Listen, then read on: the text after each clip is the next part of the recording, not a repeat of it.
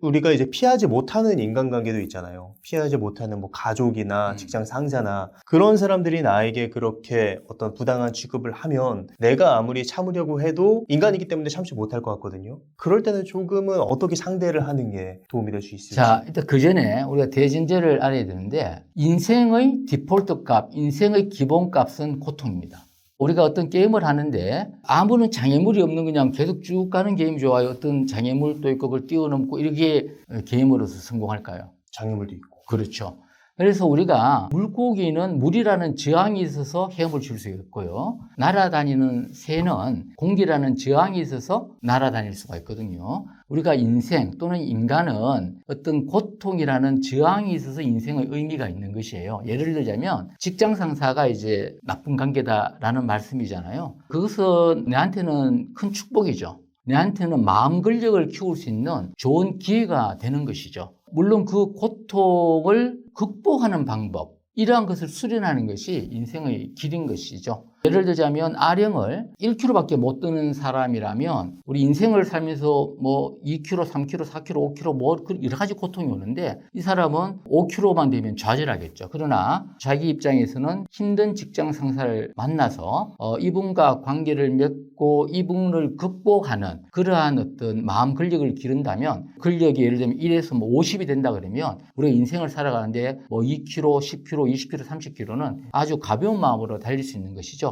불교에서 말하는 역행보살입니다. 나한테 조금 해가 되는 사람이 오히려 나한테 자극을 주고 나한테 마음 근력을 키울 수 있는 좋은 기회가 되는 것이죠. 지금 여러분 고통스럽습니까? 지금 여러분 고통스러운 인간관계라면 일단은 먼저 내가 불행으로 가고 있는 시그널이다라고 생각하시고 바로 유턴 처방전을 받으시고요. 그리고 난 다음에 그 처방전을 예를 아령을 들듯이 연습을 한다면 여러분은 마음 근력을 길러서 행복으로 나아가는 기회가 왔으니 고통이 곧 축복입니다. 그렇다면 반대로 내가 그렇게 지금 말씀해 주신 세 가지 고통을 주는 사람이라면 좀 어떻게 좀 긍정적인 에너지를 주는 사람으로 바꿀 수 있을까요? 굉장히 좋은 말씀인데요. 우리가 이런 거죠. 대표님 만약에 강의실 가잖아요. 예. 앞쪽에 앉는 편이에요? 뒤쪽에 앉는 편이에요? 저는 뒤에 앉습니다.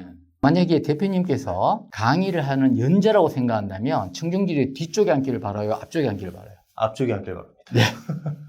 자기 자신을 바라보는 게 굉장히 중요한데요. 제가 강연 갈 때마다 여러 가지 질문들 중에 이런 질문도 있어요. 현재까지 살아오면서, 현재도 포함해서 나한테 스트레스를 준 사람이 있다, 손 들어보세요. 그러면 그게 100% 손을 다 듭니다. 그러니까 여기 한 사회라면 그건 나도 다른 사람에게 부지불식간에 스트레스를 줬다는 것을 의미하거든요. 근데 그것을 생각하는 사람은 없어요. 좀 전에 대표님께 드린 질문도 강의를 들 때 뒤피는 안 된다. 뭐 여러 가지 이유가 있겠죠. 뭐 작업을 해야 된다 등등이 있는데 내가 연자가 되면 다른 사람이 앞에 앉기를 바라잖아요. 근데 우리가 대부분 불편한 사람이 이제 어떤 유행이냐라고 우리가 첫 소두에 말씀을 드렸잖아요. 사실 더 중요한 것은 불편한 사람이 이런 유행이라는 것을 아는 것도 중요하지만 내가 거기에 해당되지 않는지를 살펴보는 것이 더 중요합니다. 그리고 이제 교수님의 말씀을 듣고 내가 이제 그럴 류의 사람일 수도 있겠다라고 생각할 수 있잖아요. 100%입니다. 네. 모든 사람은. 그러면 네. 부정적인 고통을 주는 사람이 아닌 긍정적인 에너지를 주는 사람으로 어떻게 해야 내가 탈바꿈하느냐? 네. 그럼 이걸 하나 한번 말씀드려 볼게요. 앞에 도로가 4차선이에요. 근데 저기 4차선 건너편에 나랑 굉장히 친한 친구가 있는 거예요. 슬민아! 그래서 약간 좀 부끄러움을 무릅쓰고 막 큰 소리로 불렀는데 그 친구가 대답하지 않고 그냥 버스를 타버리고 가버렸어요. 기분이 좋다 나쁘다? 빠르게 나쁘다. 예. 왜 나쁘죠?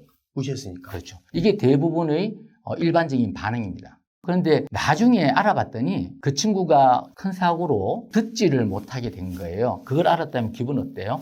좀 미안한 감정이 들어요. 그렇죠. 예. 미안한 감기 들잖아요. 그래서 우리가 이러한 사건을 정신의학적으로는 중립사건이라고 그래요. 근데 우리 일반적으로 이제 부정적 자동사고가 일어나는 게 우리 보통의 사람들이에요. 부정적 사고가 일어났는데 이걸 알아차리지도 못하고 바로 기분이 나쁜 것으로 이어지는 게 일반적인 반응이에요. 저를 포함한. 그래서 실제로는 이거는 따져보고 부정적인지 긍정적인지 알아야 되니까 이건 중립사건이에요. 우리 인간들은 이러한 중립사건이나 아니면 좋을지 나쁠지 모르는 애매한 사건을 부정적으로 보는 경향이 있다는 사실을 먼저 인지해야 돼요.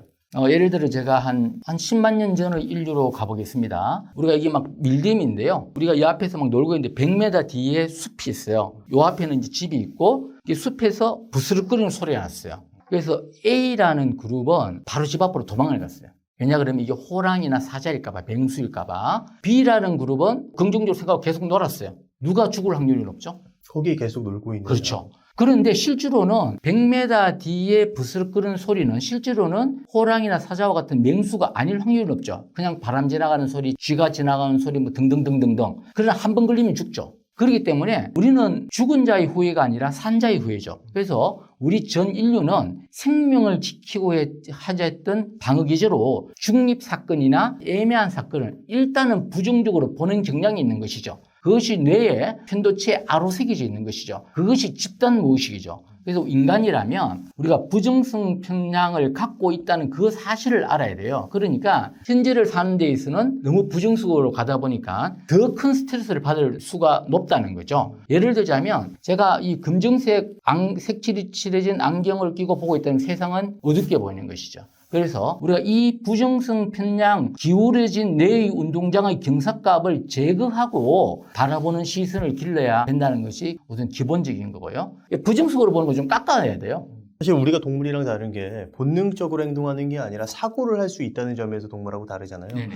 본능적으로는 부정적인 편향에 휩싸일지라도 이성적인 사고로 내가 지금 이렇게 하고 있는 생각이 잘못된 생각이구나 라는 걸 인지한다면 조금은 거기에 대한 공부와 훈련이 안 돼 있는 것이죠. 예를 들자면 부하 직원이 지각을 했다 그러면 긍정적이진 않죠. 예. 근데 만약에 본인이 이제 사장이 됐어. 근데 지각을 하면 내가 오늘 접촉사원으로 지각해서 그럴 수도 있잖아요. 그렇죠. 그러니까 우리가 특히 이제 타인을 바라보는 데 있어서는 그 내면을 탓하는 거죠. 그러니까 자신을 탓할 때는 뭐 외부적인 탓을 탓하는 경우가 많은데요. 우리가 어떤 외부든 내부든 바라볼 때 내가 좀 부정성에 과하게 가중치를 치고 있다는 사실을 아는 것만으로도 굉장히 도움이 되는 것이죠. 불안하든 우울하든 경사값을 아는 것이 굉장히 중요하다는 말씀을 강조드립니다.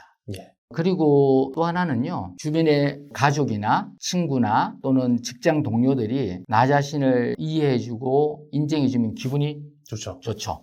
근데 이 기분이 좋은 것까지는 좋은데요. 이게 또 함정이 있다는 것이죠. 이 말은 뭐냐면 가족이나 친구나 직장 동료가 나를 인정해주지 않는다면 기분이 나쁘다는 것을 전제로 하는 거잖아요. 일반적으로는. 그렇다면 이것은 이제 내 기분이나 내 생각이 타인에 의해서 좌지우지된다는 것이죠. 뭐 좋은 것까지 구태여 분석할 필요는 없지만은 모든 것이 원인이 외부에 있다는 것이기 때문에 내 스스로가 바뀔 수가 없는 삶이에요. 그래서 남에 의해서 좌지우지되지 않는 자기 주체적 삶을 살 필요가 있다. 그것이 부정적 에너지를 또 긍정적 에너지로 바꿀 수 있는 힘이 되겠고요. 또 하나 더 말씀드리면 우리가 청소년 아이를 키울 때도 마찬가지고 다른 동료나 등등을 볼 때도 마찬가지인데 다른 사물을 볼 때 긍정적인 기대로 따뜻한 관심으로 보자. 자기 자신을 볼 때에도 어떤 긍정적 관심으로 보자. 이게 이제 하버드 대학교 심리학과 로젠탈 교수님께서 말씀하신 로젠탈 효과인데요.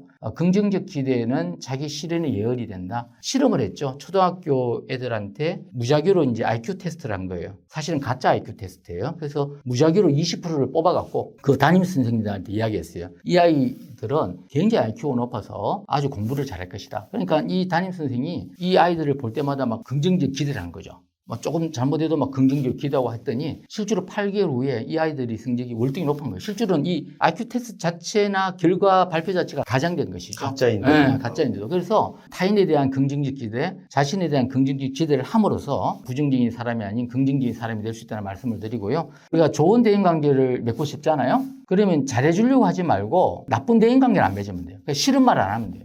좋은 이벤트가 중요한 것이 아니라 싫은 것을 안 하면 돼요. 내가 뭐 밥도 사주고 다 잘해줬는데 그 사람이 틀린 말 했을 때 바로 지적을 해준다든지 또 내가 옳다고 막 우기어서 그 사람을 무시한다든지 그 한 방에 훅 갑니다. 그게 인간관계입니다. 네, 맞아요. 그런 것 같아요. 한 방의 실수로, 한 번의 실수로 지금까지 쌓인 호감이나 여러 가지 좋은 이미지들이 와르르 무너질 수 있다라는 게 정말 무서운 것 같아요. 그래서 그게 이제 만약에 대표님이 나한테 이제 한 방 날렸단 말이에요. 그럼 이게 이제 공부를 한 사람은 훅 가면 안 되고, 대표님이 나한테 10개를 잘했지. 우리가 이 감정적으로 부정성 편향이 잡히시면 안 된다는 것으로 해서 계속 관계를 맺는 게 유리하죠. 또 내가 대표님한테 같은 경우에는 가능하면 싫은 말, 부정적인 거 안 해주는 것. 내가 받았을 때는 이걸 훅 가면서 끊지 말고 10개인데 뭐 한 3개 정도는 봐줘. 10개인데 11개 넘으면 그때 보자. 그리고 또 이게 있잖아요. 이미 미운 털이 바뀌어버리면 내가 아무리 잘해줘도 이게 그 사람에게는 잘해주는 게 아니라 괴롭히는 걸로 느껴질 수도 있을 것 같아요. 대인관계의 가장 이제 기본은요, 커뮤니케이션 기술이 있어야 되거든요. 의사소통 능력이 있어야 되는데, 의사소통 능력만 해도 오늘 밤샘 해야 될 것 같은데, 의사소통 능력 중에 제가 딱 한 가지 가르쳐 드릴게요.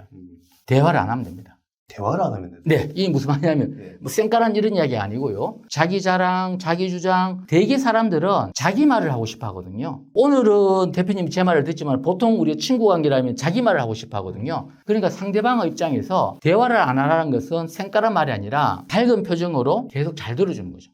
그럼 말을 굳이 못해도 괜찮아요. 저 같은 경우는 이제 남자, 여자가 비슷한 나이 분들이 저한테 진료실에 앉는 경우가 있습니다. 어떻게 오셨습니까? 여쭤보면 부부 상담하러 왔다 그래요. 부부 상담 같은 경우는 약물 처방이 아니잖아요. 이거 대인관계의 문제이기 때문에 제가 이제 그 마음 처방을 해줍니다. 두 분은 다음 주에 오실 때까지 대화를 하지 마세요. 깜짝 놀랍니다. 아, 교수님 뭐 방송을 보면 대화를 하라는데. 보통은 대화가 더 예, 중요하다. 대화를 하지 마라. 그러면 색다른 게 아니다. 3초 대화해라. 여보, 직장 잘 다녀왔어요. 그리고 당신 방에 들어가고, 또 이 남편은, 여보, 잘 있었지? 그리고 각자 방에 들어가라. 왜냐, 그러면 이분들이 대화가 잘 된 사람 같으면 저한테 왔겠습니까? 안 하죠. 그러니까 네. 가장 문제는 그 눈을 맞추고 밝은 표정으로 밝은 목소리로 3초 정도 인상을 주는 것이 굉장히 중요하다. 이것이 잘못되었을 때 이 3초를 바꾸기 위해서는 40시간이 걸려요. 그러니까 우리 대부분의 인간관계는 40시간은 안 만납니다. 못 만납니다. 그렇기 때문에 가장 중요한 것은 우리가 대인관계를 할 때 뭐 말 재주가 없다 등등은 아무 필요가 없어요. 왜냐하면 대부분 사람들은 말하고 싶어 하기 때문에 그냥 웃으면서 들어주면 돼요. 그리고 한마디 하면 돼요. 3초. 잘 들었어. 이렇게 가면 돼요. 그 부분은 어떻게 되나요? 예? 아, 부부를 굉장히 좋아하죠. 그 부부를 깜짝 놀란 거예요. 아, 교수님 3초만 대화했더니 우리가 굉장히 사이가 좋아졌다. 결국에 인간관계에서 중요한 것은 밝은 모습으로 그 사람을 대하는 태도, 태도죠. 그리고 또 듣는 경청이라는 생각이 드는 그런 일화를 그렇죠. 말씀해 경청도 태도죠. 사실은 컨텐츠보다는 태도가 중요하다. 네, 오늘 많은 말씀해 주셨는데 마지막으로 하고 싶으신 말씀 있으시다면 어떤 게 있을까요? 혹시 대인관계가 상당히 힘드시나요? 또 부부관계에서 서운하신가요? 또는 청소년 관계나 다 큰 자녀들에게서 어릴 때 내 말을 잘 들었는데 지금 말을 듣지 않는다고 배신감을 느끼나요? 또는 지금 불안감에 또는 초조함에 내 생활이 힘든가요? 또는 우울감에 내 생활이 힘든가요? 만약에 여기에 해당된다면 우리는 또는 여러분들은 또는 나는 불행의 시그널을 향해서 가고 있다는 의미입니다. 당장 행복으로 유턴하십시오. 기회는 지금입니다. 네, 오늘 사공정규 교수님을 모시고 나를 불편하게 하는 사람들의 특징과 그런 사람들이 어떻게 인간관계의 패턴을 바꿀 수 있는지에 대한 이야기를 나눴습니다. 그럼 오늘의 심리학은 여기까지 하도록 하겠습니다. 네. 좋은 말씀 해주셔서 감사합니다. 고맙습니다. 감사합니다.